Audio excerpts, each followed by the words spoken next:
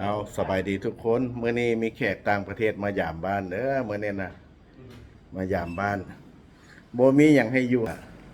บ้านสายโสดเนาะมีแต่ตำบักหุ่งอาหารบ้านเฮาเนาะนี่ตำบักหุ่งเขียบหมูนี่แขกต่างประเทศนะมาจากลาสเวกัสในเลยนะสบายดีคนลาสเวกัสมีไผแดค่คำคุณกี่วาดกี่วาดจอดแล้วก็จอร์จแม่แล้วทุกคนเด้อมาฮอดที่แล้วหนูเนี่ยมาฮอดบ่ถึงแล้วเดี๋ยวมาฮอดได้จากมือแล้วโอ้2 ทิศแล้วเด้2 ทิศแล้วมาได้2 ทิศแล้วเพิ่นมายามมื้อนี้มีความสนใจบ้านอยู่ข้างๆบ้านเฮานี่แหละเฮาสิได้เนเบอร์มาอยู่ใหม่เด้อท่านเลยนี่แหละนี่หลังนึงอันนี้ไอ้โจ้นี่แคนาดาเด้อเด้อสบายดีไอ้โจ้สบายดีมาอยู่ลาวดนแล้วบ่ก็หลายเดือนแล้วเนาะหลายเดือนบ่หลายปีคำว่าหลายเต็มแอนแล้วก็ว่าหลายแต่ว่าเมื่อนี้ก็รู้สึกดีใจเนาะที่ว่ามาเยี่ยมยามเฮือนฮันตุ้ยเนาะแต่ว่าขอบใจเฮาก็บ่ฮู้ว่าเบื้องหลังมันเนาะว่าอยู่อเมริกาอยู่ฮาวายนี่สิเป็นมิลเลนแอร์หรือบิลเลนแอร์เฮาก็บ่ฮู้เนาะแต่ว่าผมภูมิใจในว่ามาอยู่บ้านเกิดเมืองนอนบ้านปลายชีวิตน่ะได้สำเร็จละมันก็ซ้ำว่ามิลเลนแอร์แล้วก็ดีแล้วเนาะแม่นก็ว่ารู้สึกว่าโอเคอยู่คนลาวไปอยู่ใส่นะอย่าให้แลกน้ำใจลูกสายสบายดีเพิ่นเลยลูกอย่าให้แลกน้ำใจเนาะน้ำใจคนลาวมันเอื้อเฟื้อแล้วน้ำใจคนลาวน่ะสิว่าคนมาได้ใส่มาอยู่หม้องลาวยินดีต้อนรับเพิ่นเนาะเฮาบ่รังเกียจมนุษย์คือกันแม่นแหละคนเฮาเกิดมาน่ะฮักกันแล้วมันดีเนาะแม่นแหละมื้อนี้ก็ขอบใจท่านตุ้ยหลายๆมื้อนี้น่ะเขาอบอุ่นเนาะดีใจคือกันนะเฮาในนั้นดีใจที่ว่ามีแขกมาหยามบ้านมาฮอดบ้านฮอดซองมีหยังเฮาก็กินกันไปซุ้มกันไปเนาะอันนี้ของกินตอนสวยแบบบ่เหงานอนนี่มันก็สวงว่าซั่นซะต้อนรับยินดีต้อนรับทุกคนเด้อที่มาเล่นบ้านถึงซองfeel at home คือบ้านอยู่ลาสเวกัสนี่ล่ะเด้อทุกคนแบบว่าบ้านในตุ้ยนี่งามหลายงามมากเลยล่ะห้องนอกห้องน้ำหรือว่าอันทุกอย่างไล่ตั้งแต่พุ่นล่ะผักกอกผักกั้งขึ้นไปแบบที่ว่าบ้านเฮานี่อยู่ไกลบ่บ้านเฮานี่อยู่ไกลบ่ออกจากเวียงมาบ่หรือว่าอยู่ในเวียงนี่ก็อยู่ในเขตเวียงได้ในดอนก่อยนี่นะออกมากับผมก็อยู่ในเวียงจันทน์เนาะเขาว่าจากอนุสาวรีย์ก็ประมาณ10 นาทีนี่นะฮอดบ่10 นาทีประมาณนั้นประมาณนี่3-4 กิโลก็อยู่ในตัวเมืองแล้วนี่นะตัวเมืองเวียงจันทน์นั่นแหละเนาะบอกให้แต่ว่าเพื่อนๆ FC ได้ฮู้จักเลยว่าบ้านเฮาอยู่ไกลบ่ไกลเวียงจันทน์บ่อยู่ในนอกเวียงจันทน์บ่ในบ่อันน่ะสถานที่บ้านในตุ้ยนี่ห้องหมอนี่มีแบบว่าสะดวกใกล้ใกล้เบิดตลอดตลาดแบบว่าสะดวกสบายมีครบแล้วนะคือเป็นแหล่งท่องเที่ยวแถวนี้นะเพราะว่าตั้งรักบ่6 8บ่ร้านอาหาร3-4-4-3ห้านปิ้งบอกปิ้งแบ่เนี่ยโอ้พี่ไรโจ้พี่ไรมาอยู่นั่นน่ะมันสิได้ย่างออกไปลิ้นได้แถวๆเนาะวัดสำล้านนั่นบ่โอ้สุดยอดเลยอยู่แถวนี้น่ะอยู่เวียงจันทน์นี่มีแต่แถวนี้เด้ออยู่เวียงจันทน์น่ะแถวดันคอยหนองไห้เด้อหม่องที่ว่าไปตำยกจอกกันบ่นั่งลิ้นนั่งหัวกันฟังเพลงไปจังซี่น่ะหลายแท้ออกซอยไปนี่ก็แม่นรถได้นั่นน่ะสิได้มาเป็นเนเบอร์ล่ะเป็นเนเบอร์ใกล้ๆโอ้ยินดีเด้อเอาไวๆเด้เพราะเห็น 3-4 คนเลยมาเบิ่งแต่คนมีกาคือกันบ่แม่นพวกเทวาดิพอติสิไปเบิ่งอยู่นี่น่ะอันคือว่า2หลังกันบ่เขาจะปลูกเรียง2หลังที่จริงแล้วเฮาอยากเอาอยู่ใกล้กันนี่แหละมันจะได้เบิ่งกันเนาะอยู่มอๆกันเนาะก็เบิ่งใส่ถุงเงินตัวเองแดนะโอ้ยเศรษฐีลาสเวกัสเนี่ยนะนี่เศรษฐีลาสเวกัสเนี่ยนะมาได้พรสมพรฝากคือว่าเงินคำอยู่ในอเมริกาก็ไม่ได้อเมริกามันเนาะคันว่าอยู่อเมริกาเนี่ยคันว่า property เนี่ยส่วนหลักก็เป็น5 มิลเลียนเนาะคัน5 มิลเลียนมาซื้อบ้านเราได้5 หลังมันได้โอ้แม่นแล้วแม่นซื้อ5 ล้านซื้อแม่สิขอเซาอยู่ดอกไอ้โจมาเฝ้าท่าไอ้ตุ้ยซื้อแล้วมาคอยเป็นมาเซาว้ายเอาเงินใส่น้องมันสิยืมแล้วนั่นแล้วเงินเก็บในหลายล้านอยู่มีเงินเก็บแต่ว่าเงินดอลลาร์เนี่ยยอม ยอมแล้วมาอยู่พี่โดดแหละเด้ แต่ขอฝากฝังเนาะที่ว่าคนลาวเขาอยู่ต่างประเทศเนาะนี่ละบอนที่ละบอนสวรรค์ทั้งเป็นนะ ความสุข คมสุขเนาะ มันไปเนาะ บ้านเขานี่อยู่ต่างประเทศเนาะตื่นมายังมืดอยู่เนาะย้ำหนาวเนาะไปล่าไปการมาค่ำมาก็เลิกการมากับมามืดอีกกันบอกอยู่นี่แหละหมายความว่า มีแจ้งมีมืด มีแจ้งมีมืด เออ อยากกินยังก็ได้กินอยากอยู่ยังก็ได้อยู่ ยาวออกไปแม่นเมื่อเราได้เนี่ยน่ะ แม่ทานไทย ห้าม อะไร น่ะ กันนี้ ปิ้งงัวปิ้งแบ้ครบอยู่แถวนี้ แม่น ดงคำสร้างก็เรียนไซล่าอยู่โอ้แท้ไหน อยู่เนี่ยคือเวกัสเนาะกินเบียร์ต่างน้ำ โอ้ยโจเด็กคักเลย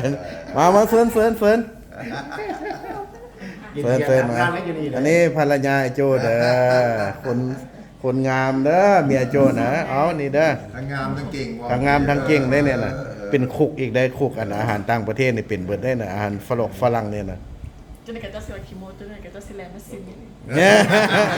อย่างน้อยไอ้โจเปิดร้านอาหารแล้วบัดนี้น่ะบ่ได้จ้างคุกเลยคุกตัวเองเนาะเสิร์ฟเองเฮ็ดเองเสิร์ฟเองว่าซั่นซะ เสียประจำตัวเลยเด้ แน่เอากิน ก็ลาออก เซิน ห้านอาหารมา เอา เสียให้เรา ตอนสวยนี่อาหารเบาๆแกงเอาแกงง่วงว่าซั่นซะ เอาตาม คำได้จักหน่อยแต่กัดเข้าแบ่พุ่นแล้ว มาตามกันมา ขอบใจขอบใจ เอา เอา welcome to Laos เด้อนะ ปิ้งแม่ของไอ้ยังมีอยู่อ่ะ มีโอ้หลายโพดสบายดีขอเบิ่งได้คนงามนี่น่ะ โชคลาภ คนต่างประเทศเด้อขอเบิ่งได้ไหมขอเบิ่งได้ไหมคนต่างประเทศ โอ้สบายดีเด้อขอบใจเด้อที่ได้มาเล่นน้ำถึงบ้านถึงซอง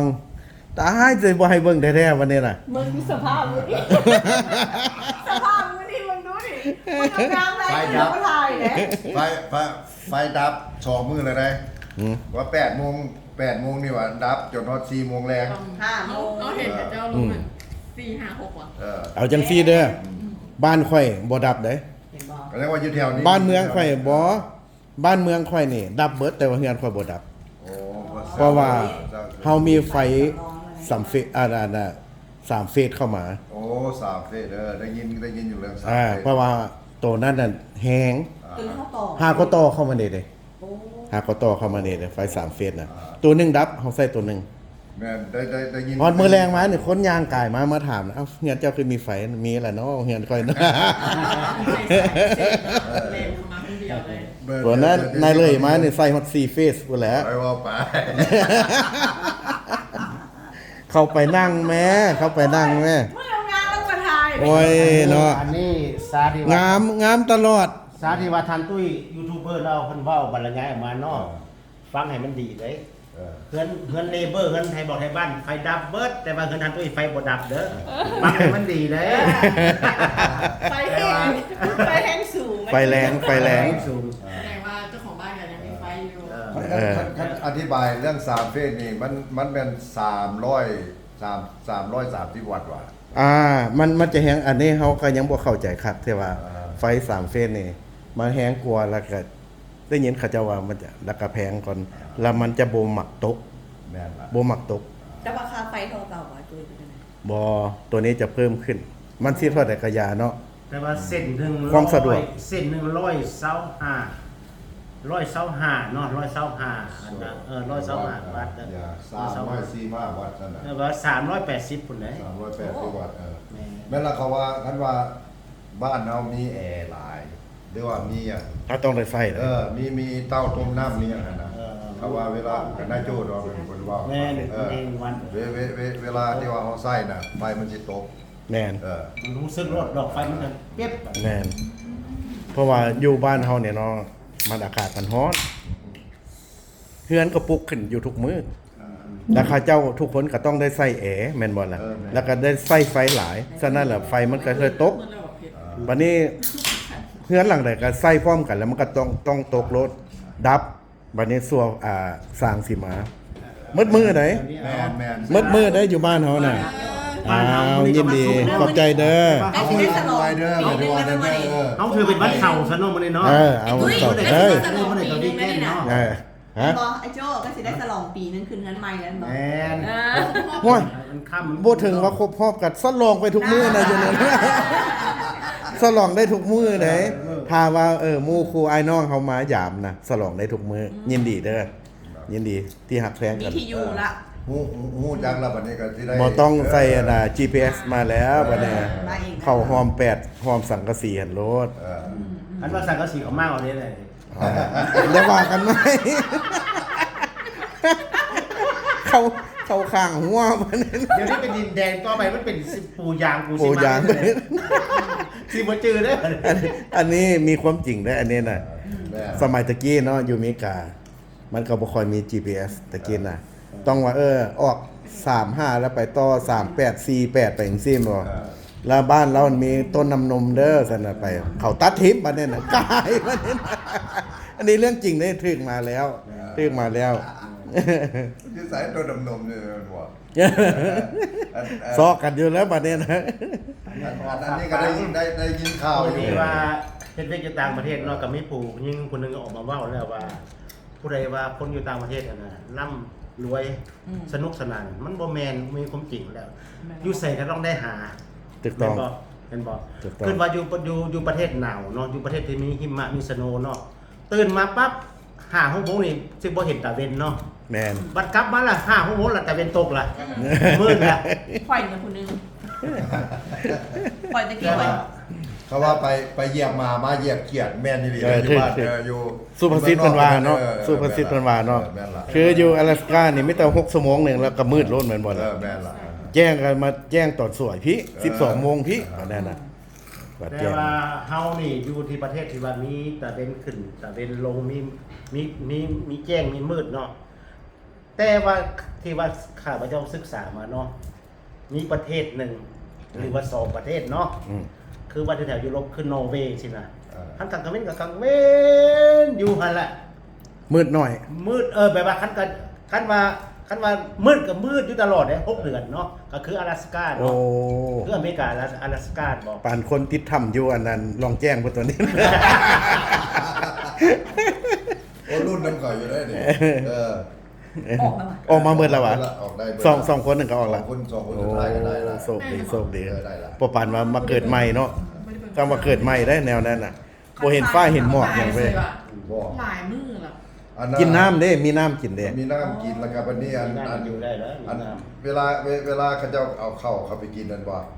เขาเอาอันให้เจ้าที่เจ้าทางไปที่ว่านั่นนะผมว่าเอาไปเข้าเป็นก้อนไปที่ว่าให้เจ้าที่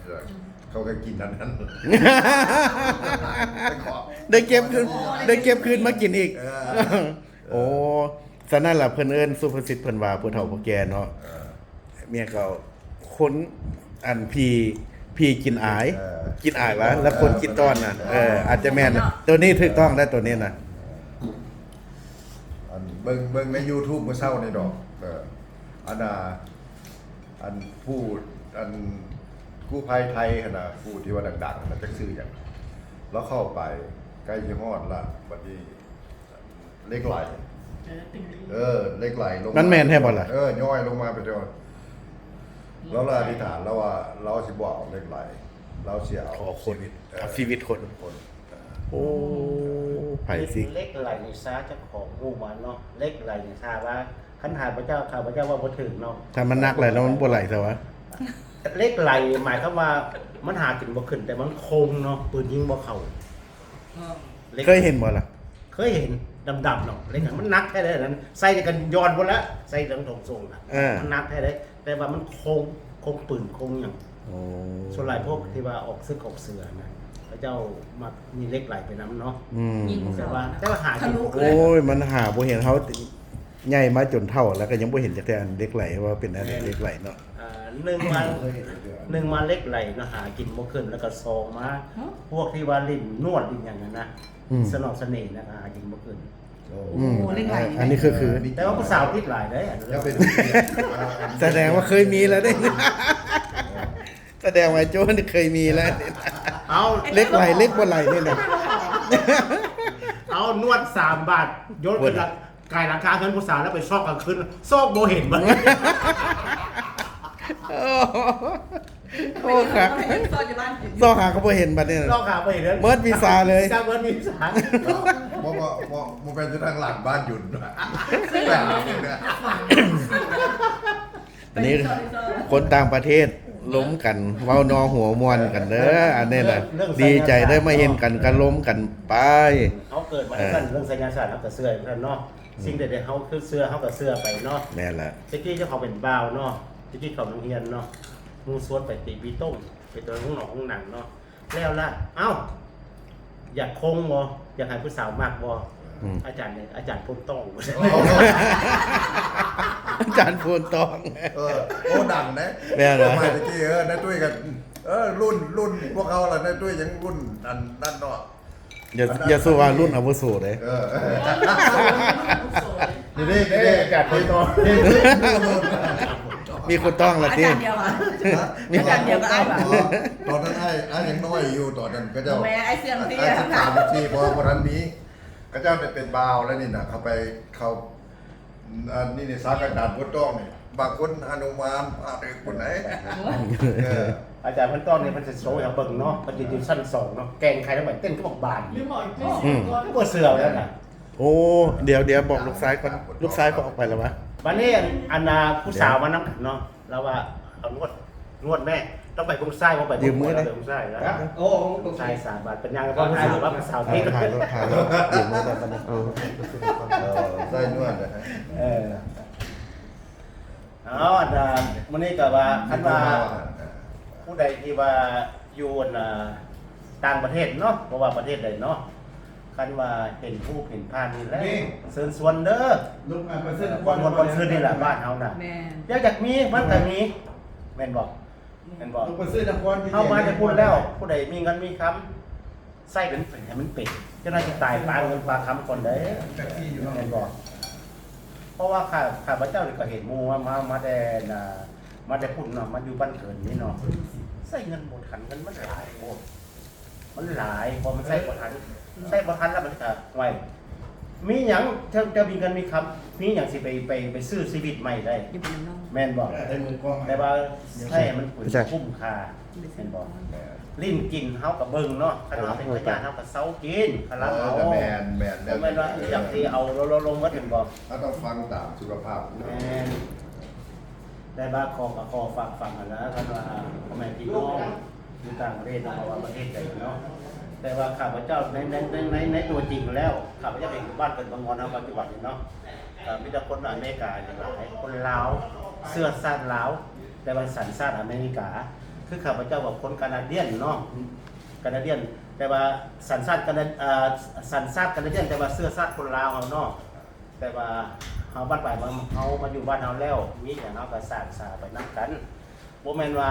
เฮาสร้างสาด้วยแห่งงานบ่ได้เฮาสร้างสาด้วยจิตจอกจิตใจเนาะน้ำพิน้ำใจเฮานี่ไปซื้อเครื่องซอยประชาชนนี่เฮาก็มีเฮาก็สร้างประเทศเด้แม่นบ่เพิ่นกันร่างไหลเขาบ้านเฮาเนาะบ้านเฮาก็เจริญแม่นบ่นี่ก็อันนี้ก็เป็นจุดหนึงบ่แม่นว่าเฮาสิมาสร้างด้วยเงินด้วยแฮงด้วยหยังหรอกด้วยน้ำจิตน้ำใจเนาะอย่างก็เป็นสร้างมันสาเมื่อท่านบ่คนเฮาผู้ใดมีหัวคิดปฏิสร้างใดนั่นก็มาซอยกันไปเนาะแต่ว่าบ้านเฮานี่เจริญหลายแม่นบ่เพิ่นก็เอื้อเฟื้อผักหลัดเนาะแล้วก็ขนมคนพานนี่ก็ปลูกยางเบิดเนาะก็ ไป ได้ดี มา เบิด สู้กันมันสะดวกสบายละ แม่น อันนี้เป็นเฮือนนั่นไอ้ตุ้ยนั่นน่ะ บ้านในตุ้ย ตู้ยินยูทูบเบอร์คนดังมาจากฮาวายแต่ว่าเพิ่นอยู่ฮาวายเดี๋ยวกี้ก็เพิ่นก็สิเป็นไว้เป็นพ่อค้าใหญ่แหละเนาะพ่อค้าใหญ่บ่เฮ็ดซี่มือซี่ตีนว่าเป็นหัวหน้าเป็นแมเนเจอร์ใหญ่อะนะเป็นว่าเรามาอยู่เนี่ยผู้เดียวแล้วก็รถ2คันเห็นบ่ซื้อแบรนด์นิวแล้วก็เพย์ออฟกันนะ เดี๋ยวมีการโต้คนเศร้าอีกสบายสะดวกสบายเจ้าเนาะข้าวหยุดข้าวสมัยที่ว่ายังหนุ่มยังน้อยเนาะแล้วก็แบบพระเจ้าเบิ่งกาไก่ละคือคนแบบตะตุ้ยเขาเบิ่งกาไก่เขาโยมไว้แบบว่า ฮะ บ้านปลายชีวิตเขาเจ้ามาเขาเจ้าแบบ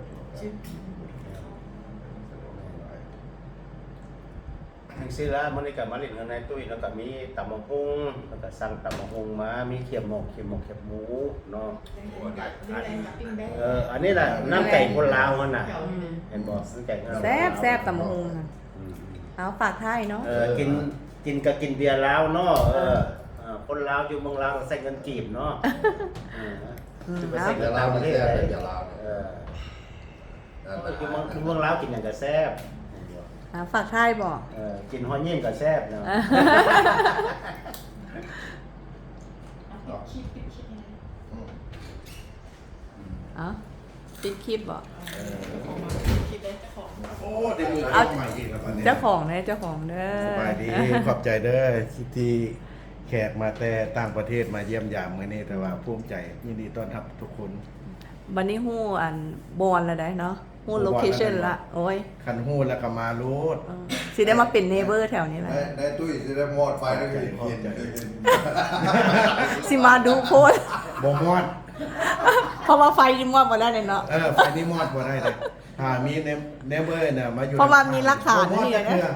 มีหลักฐานแล้ว ได้ ได้ นี่ นี่ ยอดแล้วมาแม่มารับมันคือได้ยกป่องใส่กันได้ เอ เนาะ ้ย ป่องค่อยเป็นป่องเลยคือป่องนี้ เอ เอ้า อปองได้เหมือนกัน ขอบใจเด้อที่มาเยี่ยมมาหยาม ขอบใจที่ว่าต้อนรับเนาะครับสู่ ไม่อยากใครจะเข้าว่ากันฮอดตอนแรงคนละ นานปิดคลิปบ่บัดนี้ล่ะ คนละช่วยกันแขกเด้ในแขกแขก ส่ กัน งลาฮอด ช่วยกั ไอ้คูณดิ เลยครับผม ไอ้คุณ บอกแล้วคำคุณ